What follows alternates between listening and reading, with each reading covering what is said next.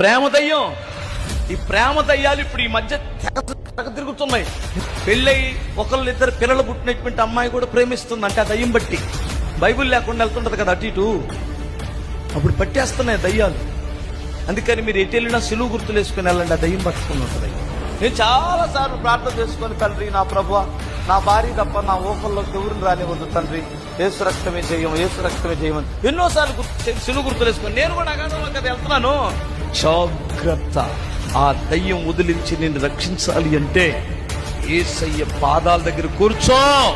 ఈడ కూర్చోవడానికి నీకు తీరిక లేకపోతే జీవితం సర్వనాశనం అయిపోయింది.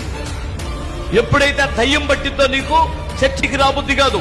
ఎప్పుడైతే దయ్యం పట్టిందో దేవుని వాక్యం వినబుద్ధి కాదు. 2 గంటలు ప్రభు దగ్గర గడపడానికి నువ్వు ఇన్ని వంకలు పెడుతున్నావంటే దయ్యం ఏదో పట్టింది. అలాంటి వారిని ఈడ్చుకొని ప్రభు దగ్గరికి రండి. తల్లిదండ్రులు వారి దయ్యాన్ని వదిలిస్తాడు దేవుడు.